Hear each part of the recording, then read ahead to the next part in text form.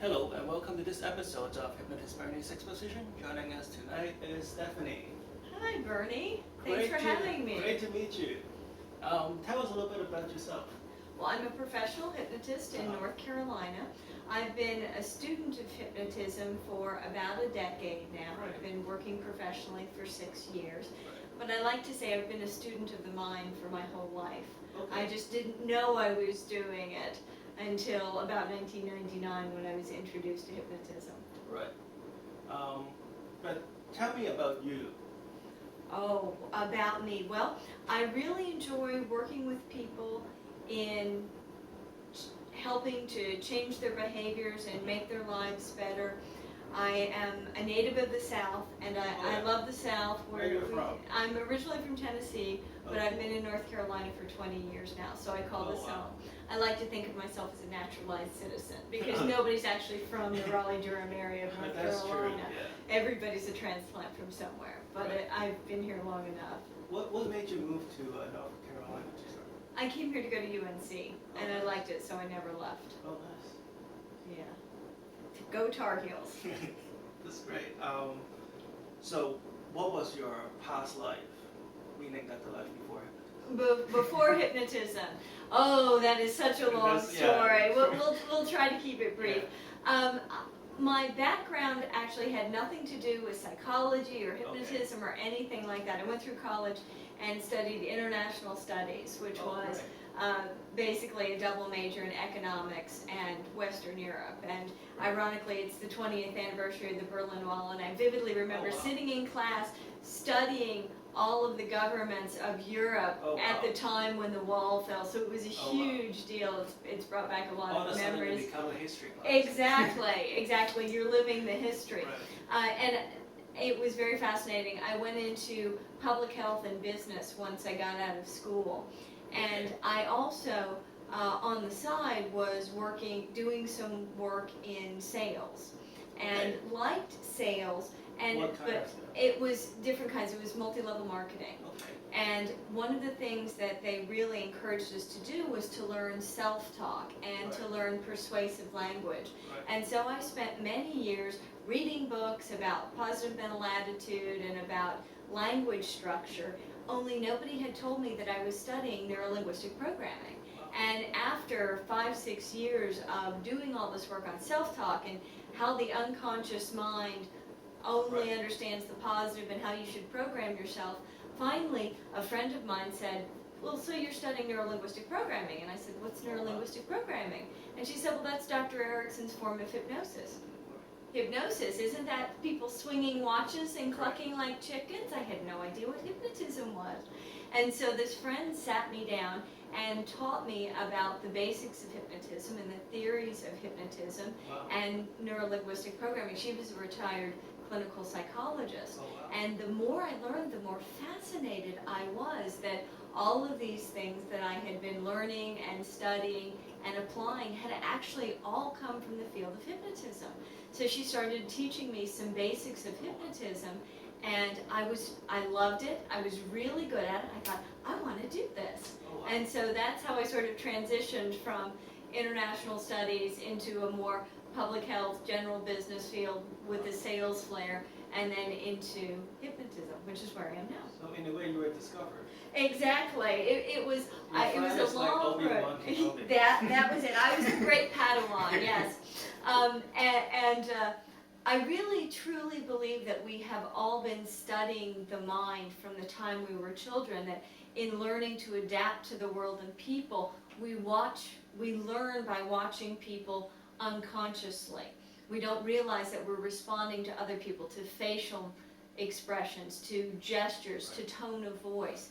And we're all keyed. We all learn at a very early stage how to respond to people, but it's not until I became an adult, and I think most people become an adult, that we start to break it down, analyze what we're doing, and really learn how to consciously interact with others through language, through gestures, through face, to influence people, and which is, of course, when you really break it down to a science, it's NLP. How does NLP influence your life other than, getting a job? NLP absolutely changed my life, because to me NLP, it is important to use. It is as important to use it on ourselves Right. as it is to use it on other people. And I also firmly believe that if we're really in an NLP mindset, it is about understanding how someone else is talking, where they're coming from. You have to understand the other person's perspective. I found I'm much nicer to other people when I'm using NLP, because I'm studying how they work, how they think, trying to understand where they're coming from so that I can model it. And yes, my goal is definitely to either help them or to influence a situation, to get it going in the direction I would like. But still, by the fact that I'm studying that person so closely, there is an empathy that develops, and I wind up treating people. I'm firmly convinced I treat people better now that I understand more about NLP than I did before, because it just forces me to look at things from the other person's perspective and to see a person there as opposed to an obstacle or someone who's frustrating me. Do you get a lot of frustrating people? Oh, there are always frustrating people around, Bernie, you know that. And the nice thing is it works on the phone as well. You know, you call customer service and you're so angry and, oh, this thing hasn't worked, or, you know, the company didn't do what it was supposed to do. And when you get a human being on the other line, if you start to listen to them and use vocal tones, it's... Dr. Erickson used to always say the way he hypnotized people was to go into a trance and invite people to join him. And I have found that the more I calm myself down and use vocal tones, calm vocal tones, the better response I get from people, particularly on the phone, because if you're sitting on the phone all day talking to irate people, having someone who listens to you and matches your tone and calms you down makes a big difference. The telemarketer's best friend. Yes, that's it. I am nice to telemarketers, because right out of college I did some telemarketing. I wish I'd known NLP at the time. It would have made a big difference, but I'm always nice to the poor person on the phone, because I know what it's like to be hung up on constantly. Yeah. So would you classify yourself as a neo-Erickson or like a classical? I really don't categorize myself. What I have found is that I try to pull techniques from all sorts of places. My inductions are I think very classical. I do a lot of progressive relaxation in my inductions. I do a lot of I use visual induction tools, but I also do modified Ericksonian inductions, and I blend it all together. When I'm working with a client, it's very much about what they need. I'll start going through a very standard script the first time I meet someone, but then as I get to know them, I'll find out what's working for them and what's not working for them. And as I learn what's working for them, I adapt. We either go more Ericksonian or we go more direct suggestion. Some people respond so well to direct suggestion with an authoritarian tone. That's what I take. Some people respond so much better to Ericksonian language and to spinning or some of the newer techniques of NLP, that's the way to go. And it all depends on the client and the feedback that I'm getting from the client. My job is to find out what's going to work best for their unconscious mind. Great. So this being a hypnosis show, so one of us has to go into hypnosis. All right, which one is it going to be? I'm used to doing the hypnosis, so it would be nice to be hypnotized for once. That would be great. Well, we all know that the best hypnotists are the best subjects. So what would you like to work on today with hypnosis? Well, I would like to focus on having a healthier body, and that's inside and out. So healthy, I'm a big believer in healthy cells, healthy tissues, healthy organs, healthy systems, healthy body. Okay. So working on a healthy being, I guess. Okay. How would you like to see yourself change? I would like to see myself 20 years younger at the cellular level. So you think you'll be 5 years old? Yeah, no, yeah, something like that. Seriously, I would like to see myself feeling very energetic and feeling very healthy. Okay. Because at the times in my life when I have been very healthy, I've been taking care of myself and working and my body has just exuded health, and my spirit and my mind have exuded health. It's felt really good. Okay. So I would like to be at a place where everything feels and exudes health. Okay. What would be going through your mind when you feel that way? When I feel healthy, when I feel that kind of health, what's going through my mind is how good I feel, and how glad I am that I'm taking care of myself, Okay. that I'm taking care of my thoughts, that I'm taking care of my body. Okay. And what kind of things would you do differently? It would be how I eat, Okay. and it would be letting go of the stress. And what would be one specific example of how would you carry that out? You know what I'm getting. Yeah, I do. I know exactly where you're going. So it's a good question. I like good questions. I learn from them. So one really good example of what I would be doing when my body feels healthy is drinking only water. Okay. Not drinking diet soda, not Okay. drinking juices, just drinking water. No scotch. Yeah. I don't drink Okay. alcohol, but Okay. yeah, I drink too much soda. I freely Okay. admit it. That's my vice. Okay. And what would you do you talk about feeling less stress. What would be the one thing you do to help you alleviate your stress or make you feel less stressful? Something that I'm not already doing would have to be doing more deep breathing and meditation. I do some self-hypnosis and meditation, but I can always do more. And that's a great way to let go of stress. Okay.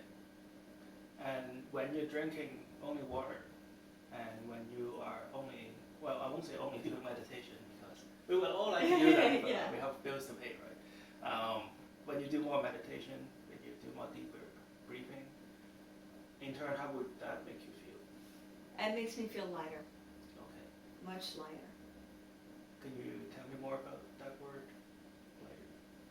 It's a feeling of health and feeling cleansed.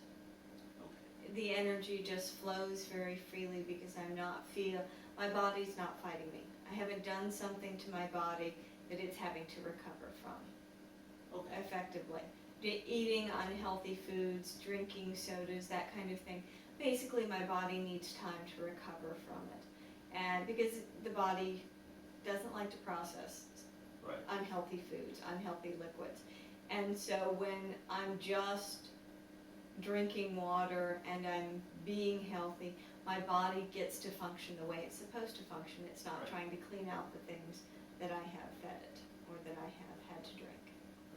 And okay, that sounds good. I was going to ask you what kind of thoughts would be going through your mind, but I think you've answered that. And here's the interesting thing. When I'm in that state, there aren't a lot of thoughts going through my mind. It's Right. a quiet mind.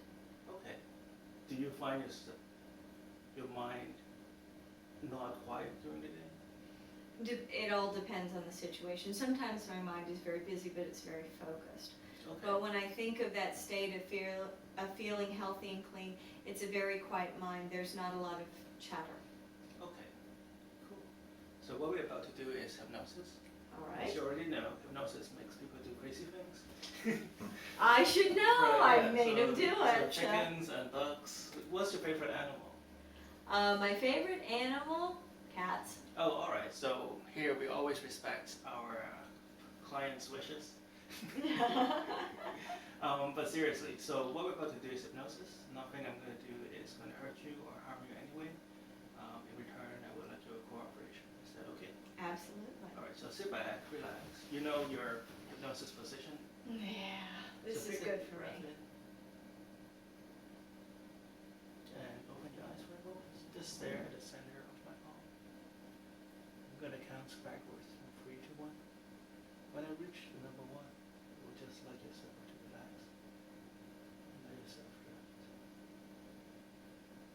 As soon as you close your eyes, you can find yourself free from all the chatters in your mind, freeing all the chatters that are hiding in your nerves, in your arms, in the center of your body.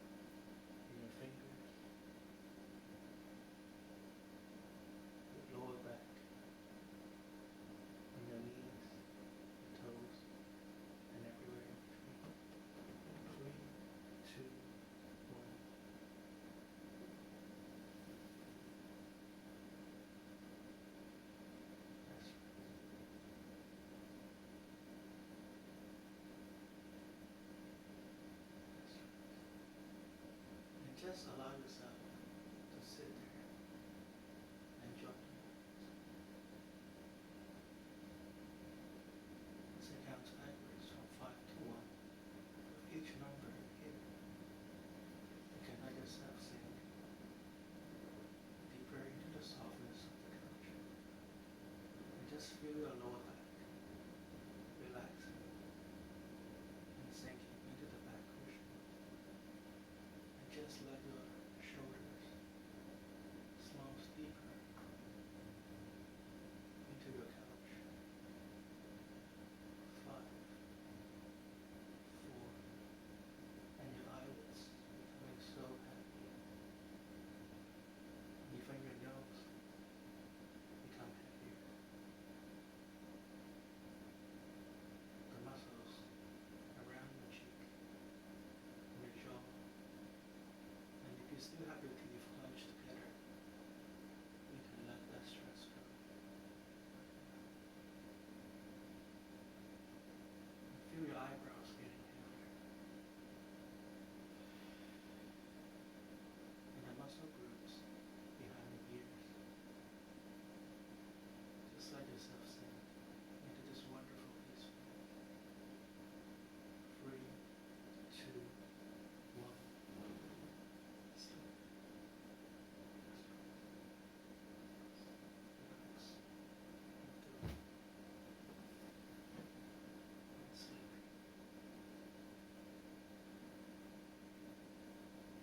Let your body sink deeper and deeper into the couch, as if you're sinking through the couch all the way down to the floor. I'm going to count backwards from 3 to 1 again, and this time when I reach the number 1, I would just like you to imagine a happy, wonderful place on your forehead. It could be a real or imaginary place, but it's a happy and delightful place. As soon as I count backwards from 3 to 1, I step into this happy, delightful place, and your unconscious mind is open to accept all the beneficial suggestions I'm about to give you. 3, 2, 1. Let it happen. That's right. Now I want you to use your unconscious mind to find that stress that you have been holding on. That stress may have impact on you in the past. It may have helped you in many ways, but you no longer need that in your mind or in your body. And just use your unconscious mind to untie those knots, nervous knots, any knots that contain negative energy. Thank her and let them dissipate into the atmosphere. Release those stress in your shoulders, your elbow, your fingers, all the large muscle groups.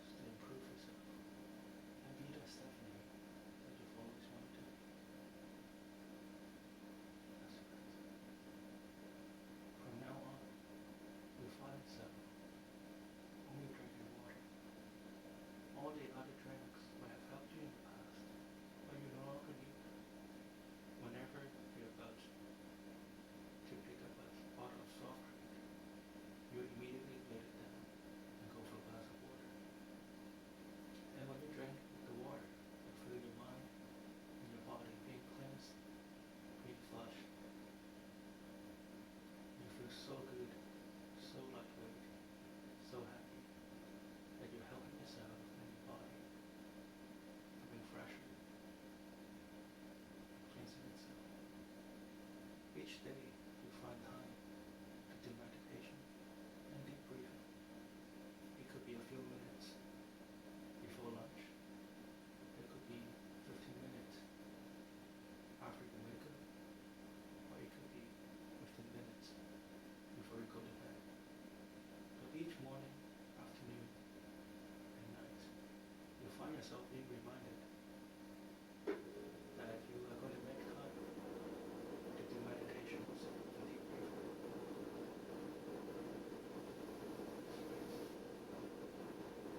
And once you do that, you find yourself doing this more often. Every day, and every way, find new way to improve yourself, new way to improve your health, new way to improve your performance, a new way of handling your stress. I'm going to count from 1 to 5. When you reach number 5, I'm wide awake, coming out of this room, feeling great, feeling all the stress and all. Everywhere you go, everywhere you see, there's a big smile on your face. You feel like a ton of weight has been lifted from your shoulders. You're happy, focused, and delightful. Just like you've just left the last few hours. 1, 2, 3, and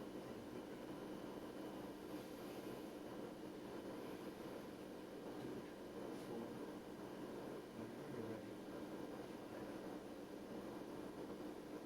5. I love a good trance, don't you? Feels great, doesn't it? It feels wonderful, Thank nice you. and relaxed. Thank you for coming on the show. Happy to. Great. Thanks for Come having back, me. Come back sometime. We definitely will. This is Hypnotist Exposition. Join us next week, Tuesday night, 7:30, CCTV Channel 9.